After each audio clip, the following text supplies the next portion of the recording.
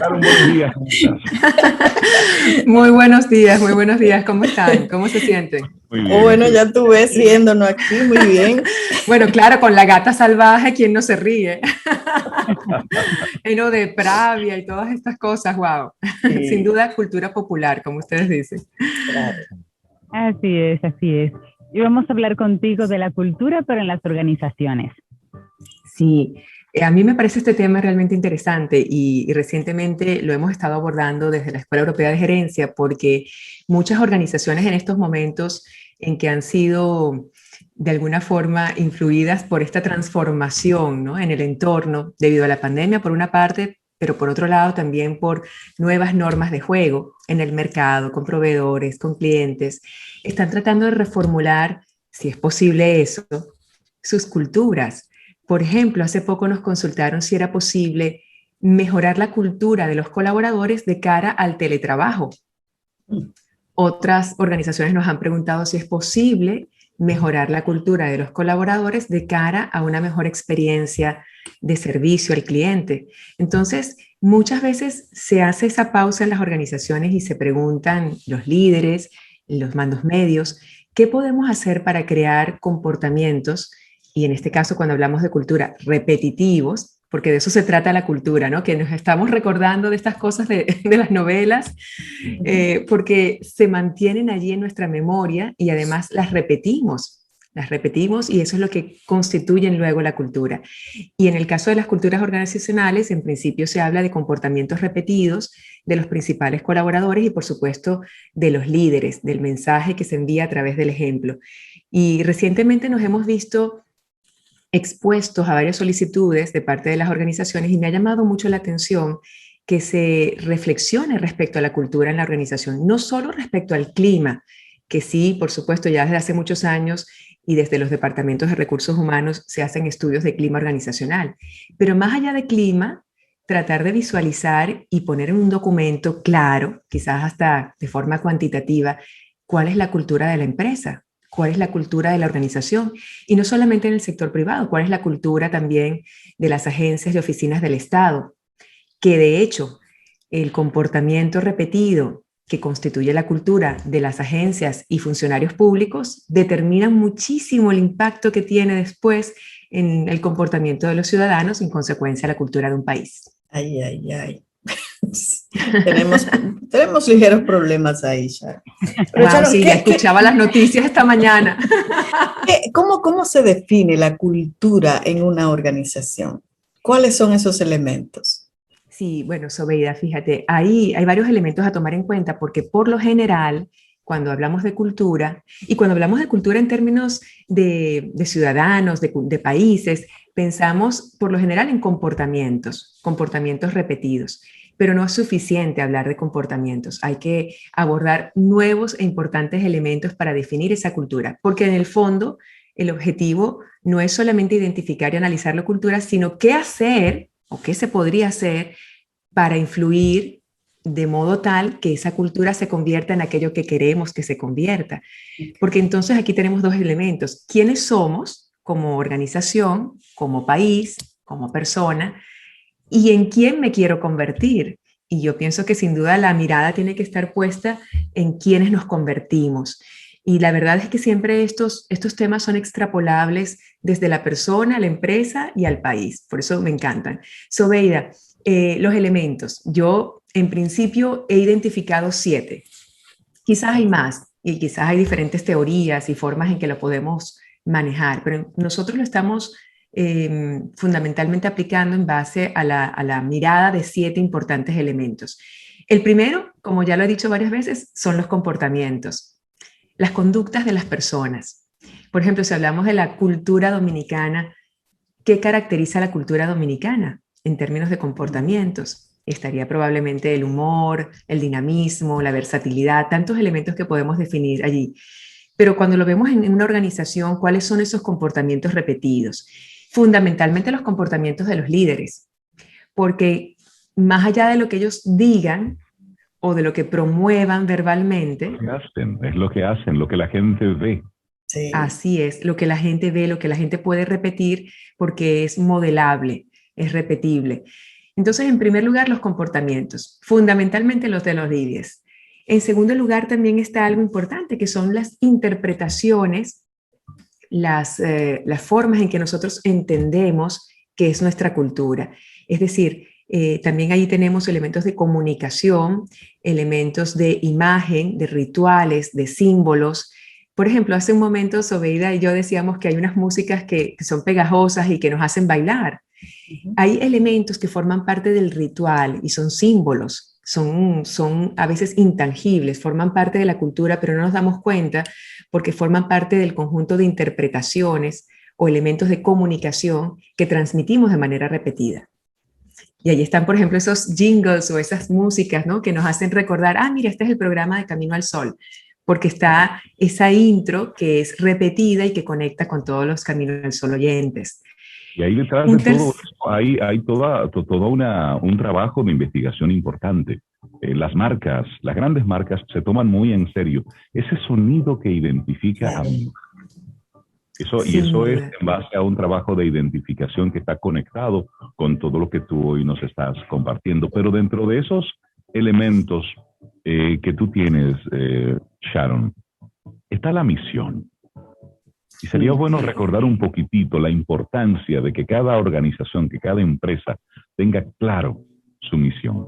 Sí, ese es el tercer elemento, Rey, justamente. El primero, comportamientos; el segundo, interpretaciones o símbolos o mensajes de comunicación interna.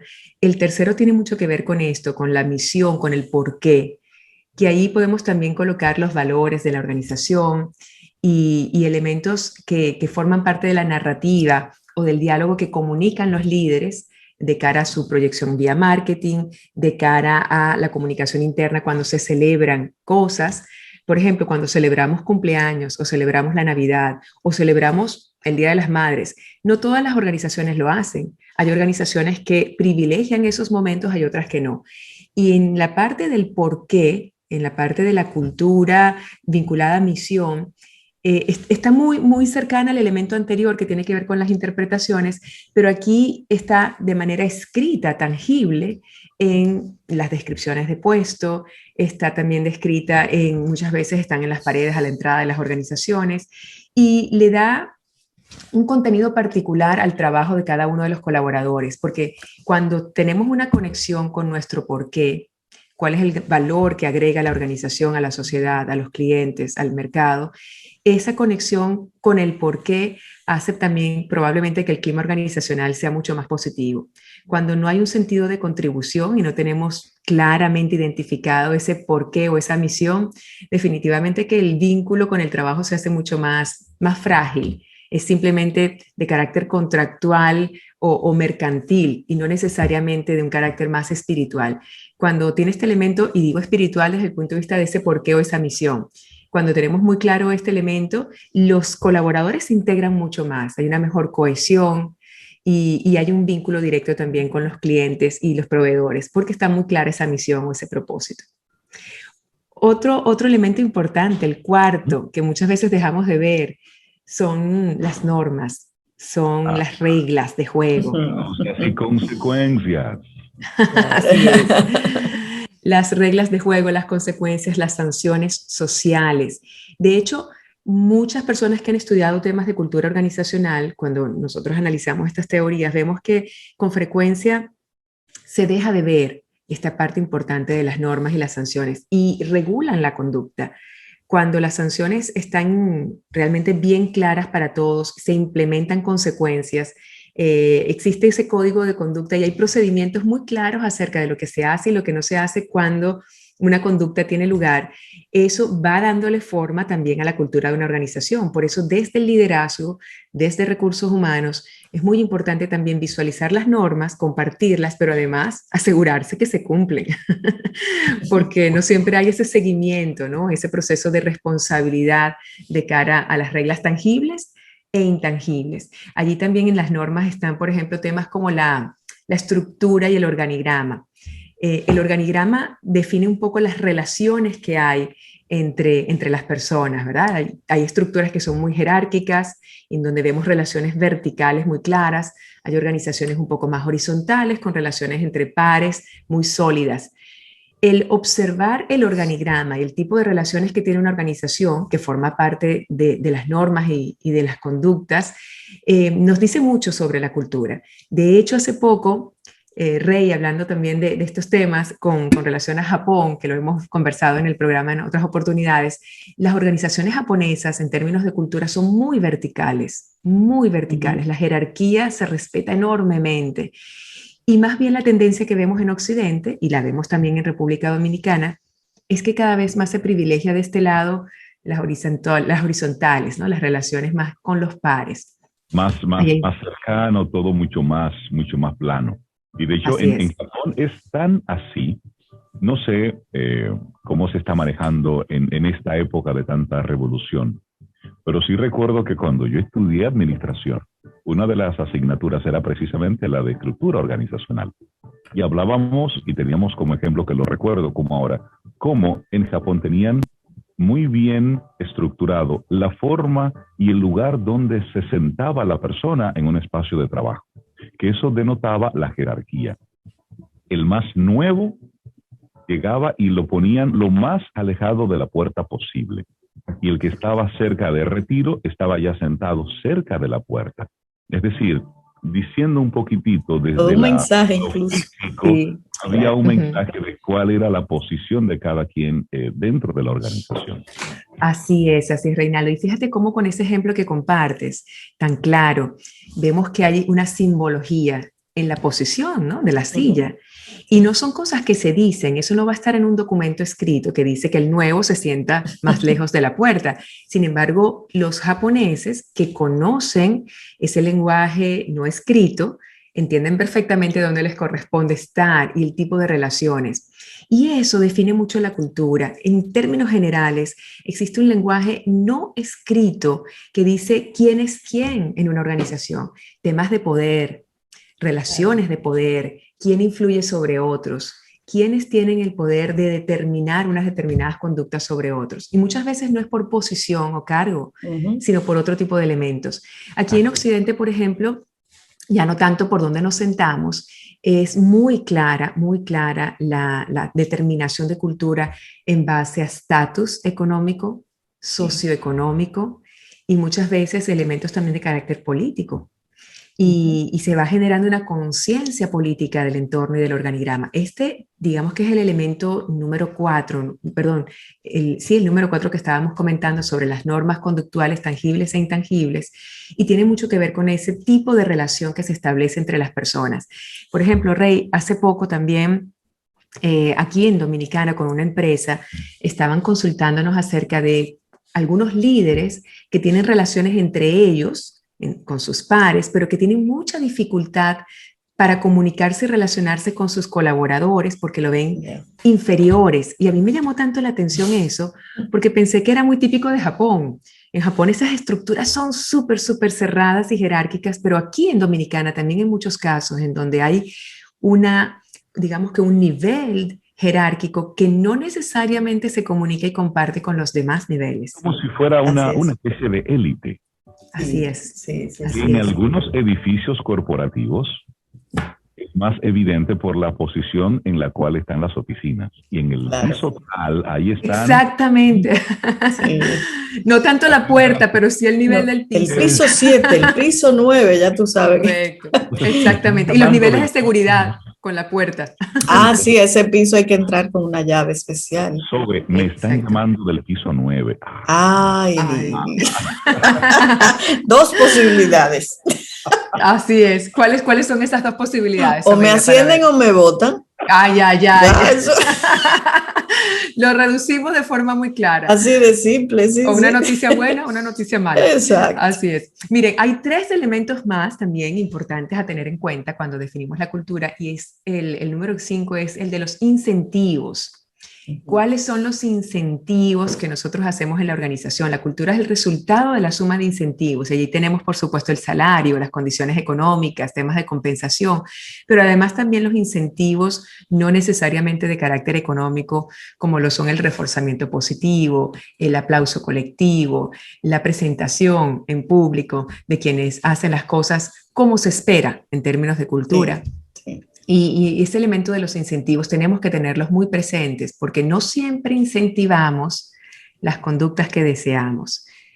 Más bien a veces hacemos lo contrario. Incentivamos, aplaudimos de manera inconsciente comportamientos que no necesariamente están alineados con la misión, con los códigos de ética y con las normas tangibles e intangibles. Por eso tengamos muy en cuenta desde el liderazgo, desde recursos humanos, qué incentivos estamos ofreciendo, tanto económicos como no económicos, porque están reforzando ciertos comportamientos y en consecuencia la cultura.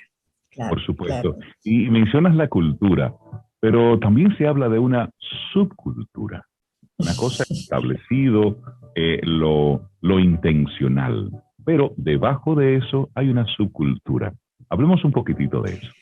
Qué importante este elemento, definitivamente. También hace 2 años aproximadamente estuve trabajando con una organización muy, muy grande aquí en Dominicana y me llamaba tanto la atención como por departamentos. Habían 3 grandes departamentos y tuvimos oportunidad de trabajar con los 3 y el estilo de liderazgo de cada una de las personas en las posiciones claves de estos 3 departamentos tenían estilos de comunicación, formas de compartir con su equipo completamente diferentes. Unas muy abiertas, muy de salir a comer, de tomar unas cervezas los viernes, otros muy rigurosos, muy inflexibles, muy del código de ética. ¿Y cómo se generaban estas subculturas a nivel departamental? Eso por un lado. Por otro lado, Rey, también las hay por niveles jerárquicos, no tanto por departamentos. Entonces empiezas a ver cómo dentro de una misma organización hay subculturas, pero también es muy evidente y muy claro cuando lo ves a lo interno de una familia, a lo interno de un país.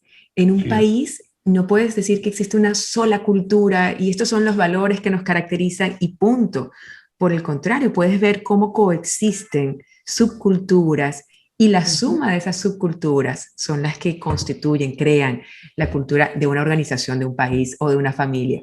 Es interesante cuando se hacen estos estudios no descuidar el observar con mucho cuidado estos elementos de la subcultura para al final presentar, si queremos, un informe cuantitativo que nos demuestre entonces, bueno, qué está ocurriendo en la organización a nivel de subculturas. Así Sí, porque es. aunque reneguemos de ellos, están ahí y son parte de esa gran cultura. Ahora, Sobeida, ¿por qué dices aunque reneguemos? No, porque en muchas ocasiones, incluso como país, renegamos de algún tipo de subculturas, pero está ahí y es parte de nosotros. Me encanta que hayas utilizado justamente ese concepto de renegar, porque Claro. incluso lo vemos en la estadística. Cuando se hacen estudios estadísticos, tú ves, por ejemplo, una línea muy clara, pero hay un puntito que está fuera de la línea y tú dices, bueno, este puntito. ¿Y qué hacen por lo general los actuarios y estadísticos? Que ignoran ese Claro. puntito que está fuera del cuadro, del promedio. De hecho, trabajamos muchas veces con promedios, cosa que es terrible porque no somos un promedio. Si alguien está en el extremo 10 y hay alguien que está en el extremo 1, cuando tú promedias, tú dices, todos son 5 y no es verdad. No, claro. Entonces, cuando tú dices, Sobeida, que a veces renegamos de las subculturas Sí. o del que está en el número 1 o del que está en el número 10, es dejar de querer ver la realidad. Tenemos que ver al 1, tenemos que ver al 10. Y si vemos una estadística con una línea clara de promedio de personas que todas se parecen en términos de conductas y valores, muy bien, pero hay unas cuantas que están aquí arriba y otras aquí abajo y hay que observarlas porque forman parte de la cultura. La vida no es más o menos. Hay que están claro, la gente que quiera seguir esta conversación contigo a través de los diferentes encuentros y formación que realizas, ¿cómo se ponen en contacto? Bueno, yo fascinada de poder estar en contacto con los Camino al Sol oyentes. Mi nombre es Sharon Manno, estoy a sus órdenes por redes sociales, también en la Escuela Europea de Gerencia, en la organización en la que laboro. Hacemos análisis y estudios de clima organizacional y también de cultura. Y recientemente, como comentaba al inicio, ha sido muy interesante reflexionar de cara al posicionamiento en marketing, de cara al reforzamiento de nuestra marca y de cara a los cambios, ¿no?, que se requieren hacer. Trabajar e identificar nuestras culturas y, por supuesto, sin descuidar quiénes somos como personas. Yo creo que al final, si hay un resumen importante que hacer, es que las culturas se forman con los caracteres, valores y maneras de ser de cada una de las personas que forman parte de ese ecosistema. ¿Qué es Camino al Sol? Es la suma de ustedes 3, junto con Laura, y sus caracteres y valores son los que crean esta cultura. Igualmente en las organizaciones, por eso definir valores, trabajar con valores, identificarlos va a ser siempre determinante para crear las culturas que queremos, porque en el fondo, como les decía, es identificar quiénes somos, pero sobre todo también qué queremos construir, hacia dónde queremos llevar la cultura de nuestra organización para ser más efectivos, pero también para aportar valor. Buenísimo. Excelente. Bueno. Sharon Aiko, muchísimas gracias. Un abrazote. Cuídate mucho. Igual. Gracias, Un abrazo Sharon. grande, Cintia Rey. Feliz día para todos.